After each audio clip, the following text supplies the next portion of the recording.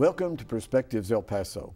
I'm Professor Leon Blevins, Professor of Government at El Paso Community College. Today is in late October of 2014, and I'm doing two interviews today, one with another guest from the Korean War, and then this one right now with Roy Aldridge, who I understand is president of the Korean War Association. Yes. Mm-hmm. Okay, and so we're doing two segments. The Korean War is remembered in the history books as the Forgotten War. And maybe that's a good reason that I have two different guests today talking about the Korean War, so we give it full coverage. I want to talk first, in introduction here, about some of my friends and former colleagues and students and so on. A number of years ago, when I started here, teaching here in 1972, I had a lot of veterans, some from World War II, some from Korea, quite a few from Korea, and a lot from the war in Vietnam.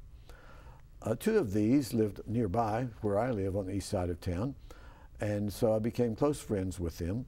One was Chuck Lucy, and the other one is Nick Neilio.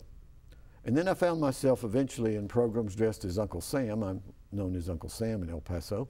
And one of the people that I became associated with and did programs with was Joseph C. Rodriguez, a winner of the Medal of Honor during the Korean War. And so I believe that the chapter that Roy Aldridge is named after Colonel Rodriguez. Yes, it is. So we may talk a little bit about his episode in the Korean War. And let's see, Jerome Batson, also one of my students then, also served. He served in three wars: World War II, Korea, and Vietnam. A three-timer, we call people who serve in all three of those wars. So I have with me Roy Aldridge. Roy, welcome to the program. How are you, sir? Good to have you here. Good. I'm glad to be here. I've seen you out at the Airborne Museum for a number of events and other places around El Paso. And so we want to talk about this forgotten war. Now, I've heard that you and some others have a different phrase you'd rather hear on that. We are trying to drop the phrase of the forgotten war to the forgotten victory. Okay. Because what we did in Korea is something that the history books don't talk about. It's where we made the stand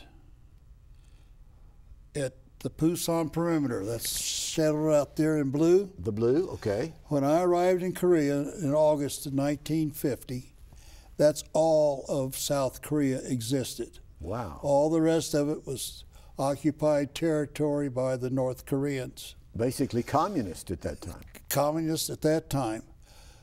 We drew, to quote, a line in the sand. General Walton Walker gave us orders to hold at all cost. Life magazine came out and says we would stand or die, because we had our backs to the sea. We had no place to go. And after World War II, a 38th parallel line was drawn eventually between North Korea and South Korea. So your stand was correct. Down in that corner there. Right, you see the dark line up above says 38th parallel. Right. The Chinese, not the Chinese, but the North Koreans came across in force on June the 25th, 1950. It pushed the South Korean Army and the American Army, what we had there, down. We came out of, some units came out of Japan, but they were not in shape. They were called Task Force Smith to help slow down a couple things. They just went through them like they weren't even there. Right. And we finally developed a last line of defense down in what we call the Pusan perimeter. And that was the last line of defense. When we did that, when we hold at all costs, stand or die, we held that land.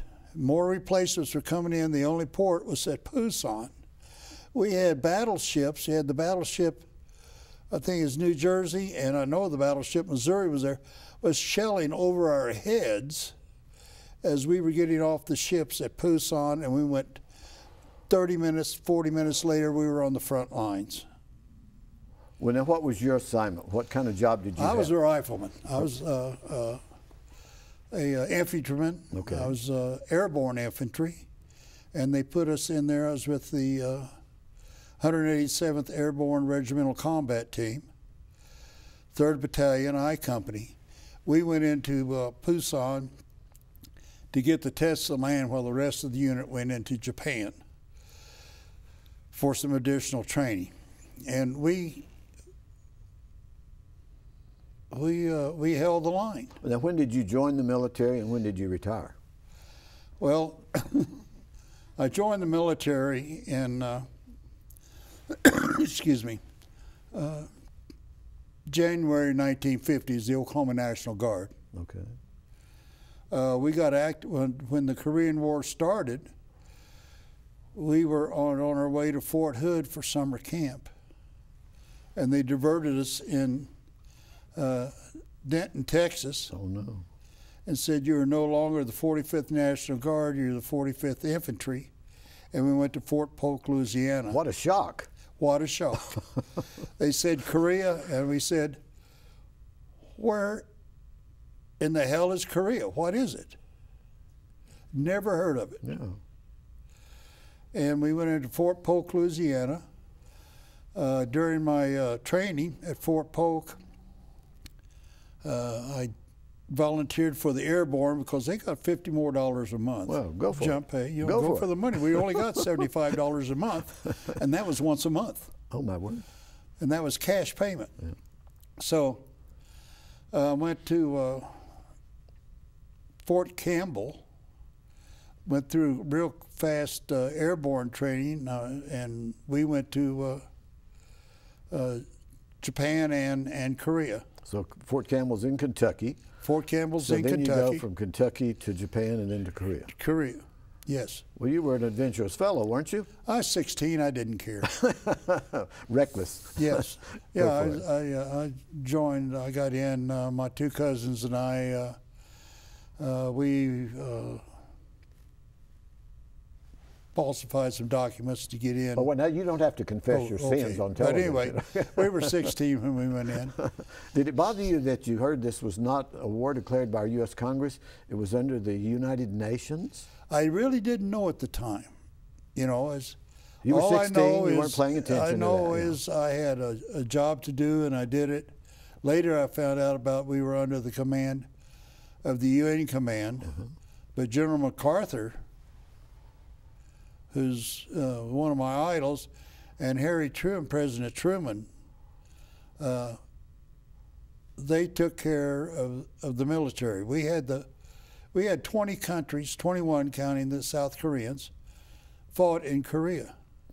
21 nations. The Russians missed a meeting at the Security Council when the UN resolution was passed that we would put troops into Korea and stop the aggression.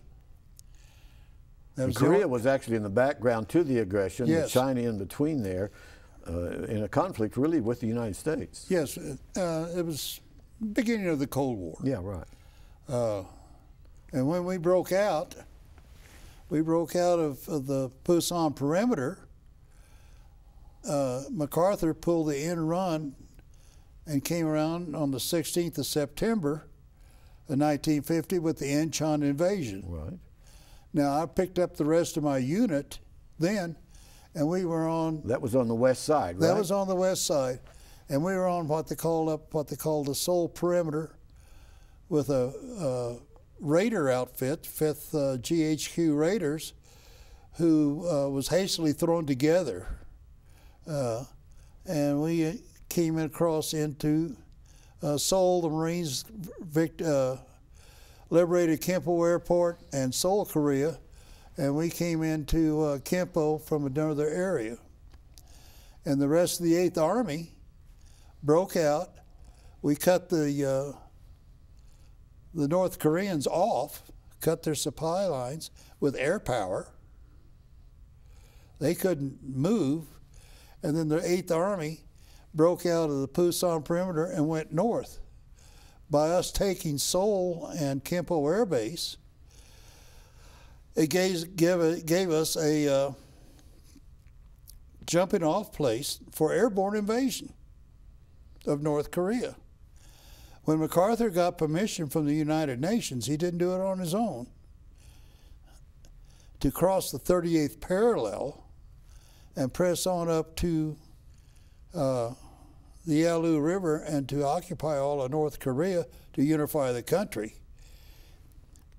So the 187th Airborne Regiment that I belong to is a little over, right at 5,000 men. Did they drop you in? We dropped in north of Pyongyang. Okay. Our mission was to cut off the retreat of the North Korean army with the rest of the 8th Army advancing to annihilate them. And also liberate the POWs that we knew about. We found the POWs in the train tunnels, and they were all dead, 160 of them massacred. Oh, my word. Now, these were Americans? These were American POWs. Oh, my word. Little did our intelligence know at the same time that the Army had faded away, put on their native dress, blended into the society, and made it on past the north. We went in, and we turned into an infantry unit, and we went on up into, on the eastern slope of Korea, up towards the Yalu. Some of us branched off up towards the Choson Reservoir on the eastern side. Now, on November 25, 1950, winter had come and we weren't prepared for a winter. That was a question that I wanted to ask you about. How did you deal with those harsh winters? I know the Korean monument shows the heavy coats and things like this, and it was so cold. I've never been so cold, so tired, and so hungry in all my life. Did you see some of your men just give up? They just said, I can't do this anymore, and they just froze in place? They froze in place in their foxholes holding guard. And we found them with the rifle, dead. Oh. We were subject, now this is before we knew anything about chill factor. We were subject in the winter of 1950 to 40 to 50 below zero weather, true temperature. And they said later on that the chill factor was close to 100 below zero with the winds blowing. Wow. We had the poncho. We didn't have the great coats. We had great coats, but we had just a thin liner. The great coat had a hood and came down to your knees. Had a small liner in it. We didn't have the proper foot gear. I had leather boots, buckle boots at that. And then on the 25th of November, the Chinese came across. And we took on some heavy casualties and fell back and rendezvoused with the 1st Marine Division. And according to the history books, the Marines were the only ones up at the Choson, but there's 2 Army units, the 31st Regimental Combat Team, commanded by Colonel Faith, who later was awarded, was a Korean War recipient posthumously. Task Force Faith, his 31st Regimental Combat Team, they were annihilated, and their colors, their regimental colors, which I've seen, are hanging in the War Museum in Beijing, China. Wow. Let's talk a little bit about what you have here. Several years ago, now I believe this Korean monument was dedicated 2012, somewhere along in there. My former student, Nick Neilio, he said, Blevins, I don't have a picture of me wearing my medals that I can remember. And he said, when you do Uncle Sam, could you come by for after one of these events, drop by the house, let me know you're going to be coming, and I'll put on a blazer and put on my medals. He has a Purple Heart and some other combat medals and things. And sometimes these are very important. They remind us of the service that you have given. And you have your badges and your medals there, and these become a part of history also, your personal history. Tell us a little bit about how you feel about getting these. You mentioned Korea commended you, and the Koreans gave you a book. Yes. And you've given me a copy also of this book, and I prize that. I appreciate it very, very much. Korea Reborn, A Grateful Nation. And so that's one of the reasons that we are having some of you on these shows about the Vietnam War, the Korean War, and World War II. It's to say thank you for your service. Right. Now, these medals are not as important as serving the nation and the men that you fought alongside of, fighting on behalf of your buddies. You weren't fighting for a medal. No. You were fighting for your country, your medals, and that flag. We went to a country you'd never heard of to help some people that we didn't know. And that was our main mission. I've lost a lot of good friends during the Korean War, and I've lost more during the Vietnam War. I'm also a Vietnam veteran. The Korean government, and it's unfortunate, the men fighting today and the Vietnam veterans will never be treated by a government as the South Koreans have treated us. We got this, this medal is presented by the President of Korea to all the Korean veterans that were at the 60th anniversary of the ceasefire in 2013. This medal was presented to me by the Assistant Secretary of Defense in Korea, and I'm officially, along with a lot of other guys, veterans, that are ambassadors of peace, and this is the highest peacetime award that can be awarded to a military man in Korea. Well, you literally saved that country for them. We saved that country.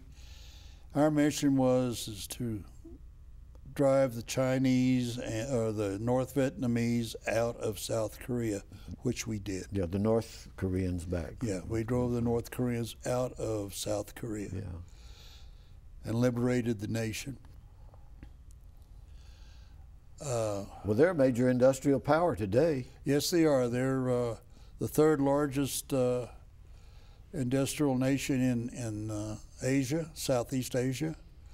Japan, Korea, or Japan, China, and Korea. Now, how did it look when you got there? An Oklahoma boy going to Korea. What did Korea look like? The Oklahoma boy going to Korea, when I got to Korea, it was a beautiful country, still is. But the rice paddies, they were still plowing by ox cart, by oxen. Oh, my. They were still using human excrement for fertilizer. We call it honey. You can smell it about the honey pots. Honey pots and the honey wagons. The common person, the farmer, traveled by ox cart and walked. Oh, my. The middle class, if you want to call it, they were up there. They had a bicycle. Now, the ultra-rich had a vehicle, had a car.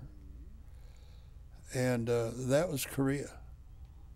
It's just a very, very poverty-poor country. They were a country that they had their hands open and says, you gotta give us something to help us out. Mm-hmm. And now they're helping other countries out. Right. It went from it was farming, and being a farm boy and a bunch of others, it helped us in combat too. Let me ask you about mentors. I like to ask my guests about people that helped them to be what they are now. Who were some of the people that helped mold you in that military career and made you what you are now? Well, my grandparents. Okay. I was raised by my grandparents because everybody's dads were out and gone again, and the mothers were working in different defense jobs around the country because I was raised during World War II. Yeah, right. And my heroes at the time, as it says, were Gene Autry, Roy Rogers, Hopalong Cassidy. The movie Cowboys. The movie Cowboys. You know, they wore the white hats. Right. And But when you got in service, the drill sergeants, when I got in captains, service, or whoever. my sergeants, Sergeant Withers was a strong mentor to me. He taught me leadership.